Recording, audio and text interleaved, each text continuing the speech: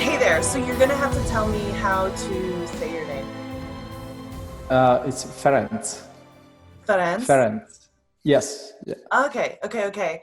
And we met, so actually somebody in the Mongol Rally group had put me on to you, but it seems like pretty interesting what you do. You have this site called overland site dot That's something. correct. Yeah. Yeah, .com. Yeah. tell me a little bit about that. Yeah.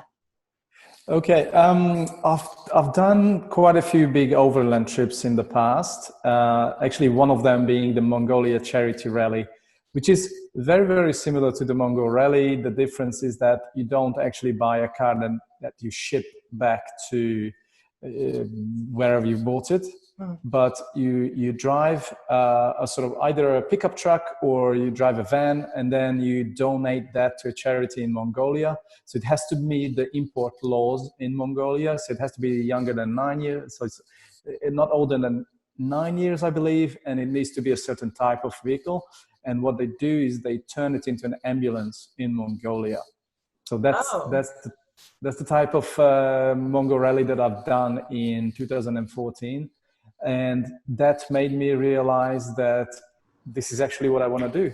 So I bought my own because we bought a pickup truck for that rally. We broke down eventually. We didn't even make it to Mongolia with the truck. We made it with other through other means. We made it to Mongolia, but not with the truck. Unfortunately, we had to sell that in Tajikistan, and then we donated the proceeds to the charity. So that's how we could contribute.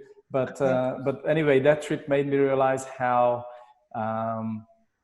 much I love doing this type of travel. So I bought my own 4x4 four-wheel drive vehicle later, and then I started to plan and do overland trips. And this is what I do most of the time now.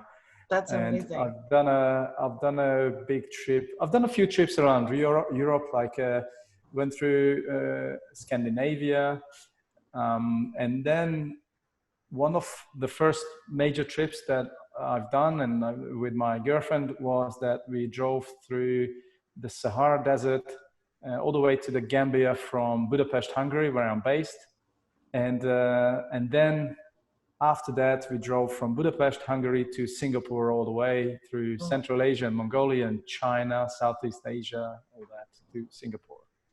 Okay, how long did each of those trips take? The Scandinavian trip was only a few weeks, not even that, so less than 3 weeks. Uh, Africa, that was about 2 months, I think. Okay. 2 months, and then, or maybe 2.5, and then the Budapest to Singapore trip took 6 months. Oh my goodness. That's great. Yeah, it was Um, brilliant. Yeah, and we were planning to do more, but obviously things have changed this year. yeah. Oh, was it earlier this year that you did that? It was the main trips were in 2018. Then in 2019 we had a break, and we're planning. Well, we've done a Western Alps tour, so like we've done a tour in Italy, Austria, and France. So that was also like quite a few thousand miles, but I don't consider those to be big trips anymore. But those were pretty good as well. That was pretty good as well last year because we've been to some really remote places in the Alps in Europe, quite high up in the glaciers of France. In July, you can still see snow, and so that's what we've done in 2019, and a few other little trips. But we were planning to actually do more this year around Europe. So we were planning for like a 6 month trip around Europe, but that didn't happen, of course. So we have to postpone that.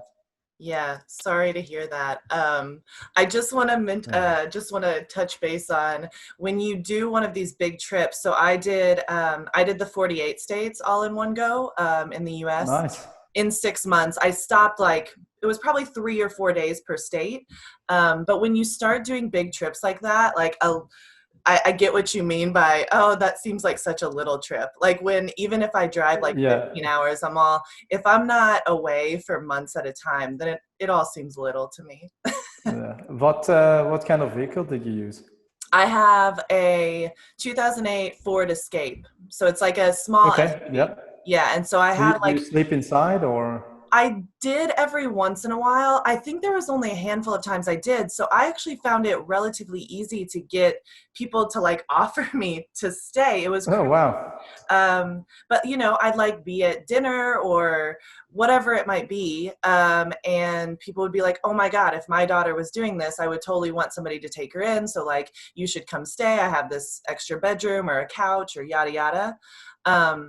And I also have a pretty big network because I've been a journalist for a decade. And so I've talked to Ah, just okay. people all over the US and all over the world. And so once I posted that I was doing this, they were like, oh, I have a friend of a friend, a cousin that you should stay with. And so, yeah, I hardly ever slept in my car, which was awesome. Yeah, brilliant. Yeah, totally.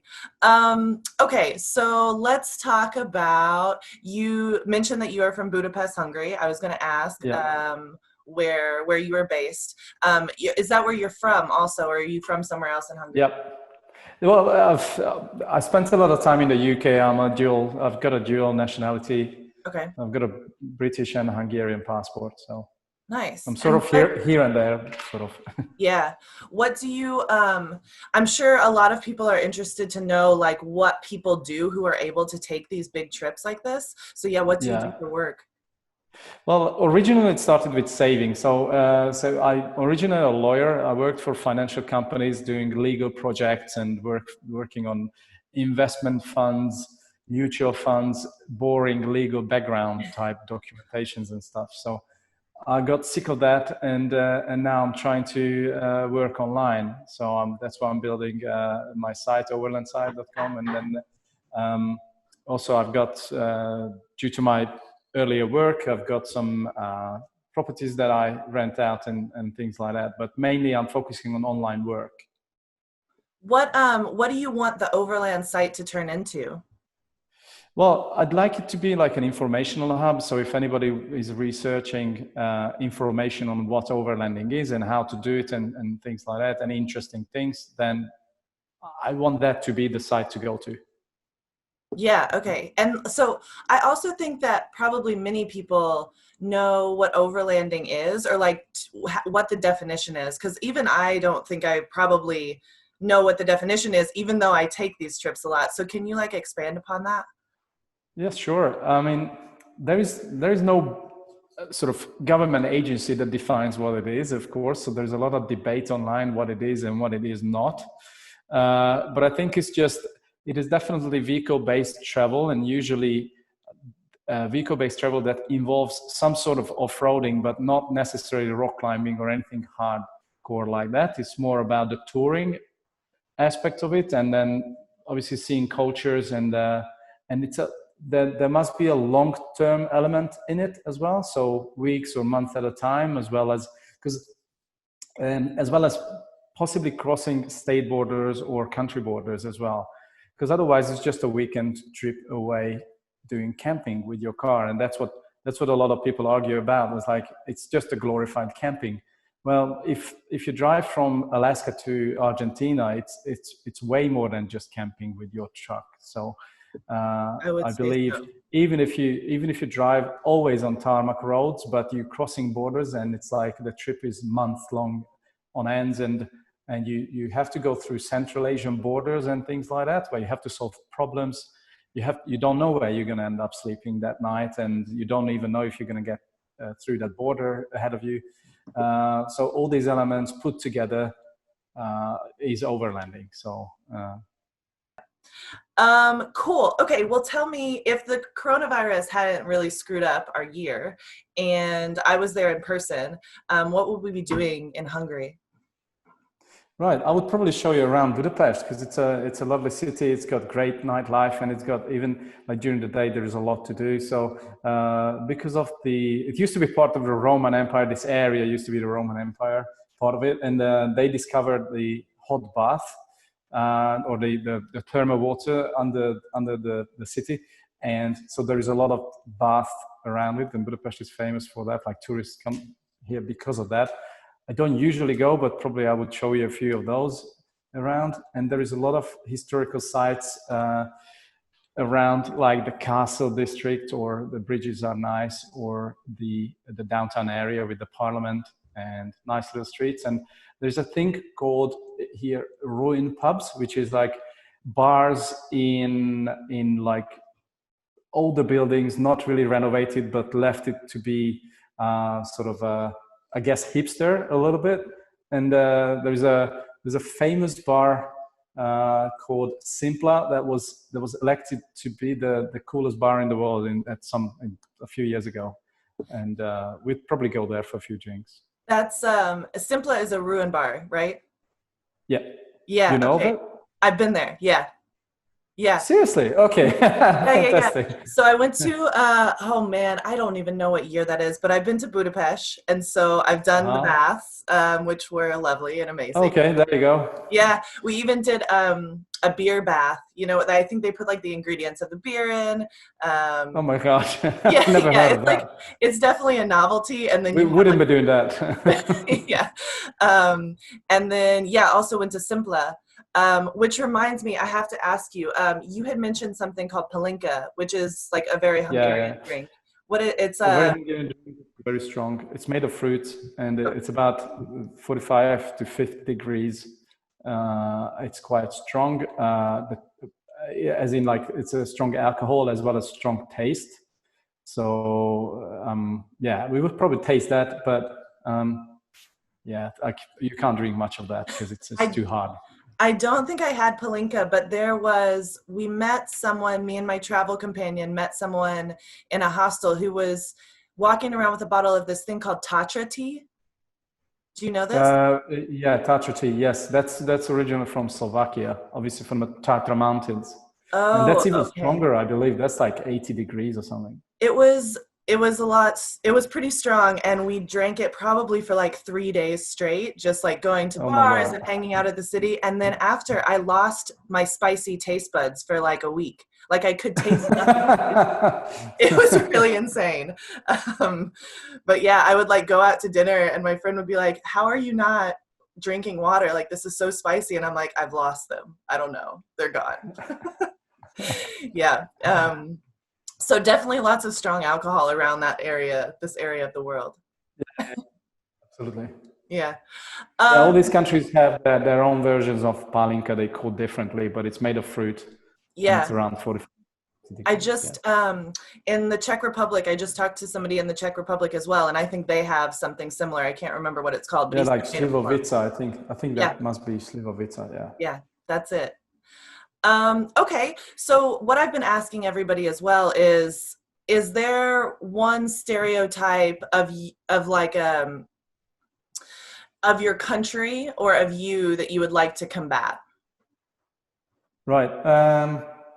I don't know if I can combat it because it's a stereotype that is true that people in Hungary complain a lot, and that's like it seems to be a well-known fact. And anybody who comes here sort of faces this phenomenon as well because everybody is complaining. And I don't know how to counter that or fight that. I'm trying not to complain, so maybe that's how. But Yeah, it is. you've seemed pretty lovely. And I don't, it's funny because I don't really remember feeling that, I suppose, when I was in Budapest. So maybe it's more of like a stereotype around that area, around that, like that region. Or probably if you spend a bit more time here and then you hang out with more Hungarians, then it comes out. But otherwise, it doesn't. That's fair. I was in a hostel, so I'm, mixing with a bunch of different nationalities and Yeah. whatnot. Yeah. Mhm. Um, why do you think why do you think that is, that Hungarians complain a lot? I would say that Americans also complain a ton also. Oh, it's a different level though. I guess it's historical reasons. People had to fight a lot for a better life, so I don't know. Probably that's the reason. That's what I assume. This region has been hit hard by history, so it's not a happy region for that reason. Yeah, that's fair. And those things can last for so long, that like Yeah, feeling or mood yeah, lasts for way longer than I think people tend to admit or give credit to. yeah, absolutely. Yeah. Okay. Yeah, I think we've hit it. So oh, let me ask, what's one thing you miss about life before the pandemic? Although I'm sure it's traveling, but if there's other Absolutely, things. it's traveling. There is no there's not a second thing that I can mention, because it's definitely traveling. Because we had to cancel quite a few trips this year, and it looks like we're gonna have to cancel our, because we were actually, with my girlfriend, we were flying to New York. We were supposed to fly to New York on the 20th of September. I don't think it's gonna happen now. So you were supposed to be doing the Mongol Rally. Yeah, that was the plan. I was going to do the Mongol Rally this year. Granted, I was like a little bit underprepared, I feel like. So this sort of, but I think that's the point. I think you're supposed to be underprepared. You're supposed to just go. But Yeah, I also love this like Mongol charity rally you're talking about. So I might yeah, look into that as well. But yeah, next year the plan is to do the Mongol Rally. And now I will be sufficiently prepared because I'll have met all these people in all these countries I want to go through. yeah, yeah. Yeah, Brilliant. yeah. Awesome. Yeah, let us know Okay, for sure. alrighty. Yeah, I think that's it. This was a great conversation. Thanks so much for doing this. Yeah, no, And thank you. then I will talk to you real soon. Yeah, brilliant. Thank you very much. Okay, see you later. See you later. Bye.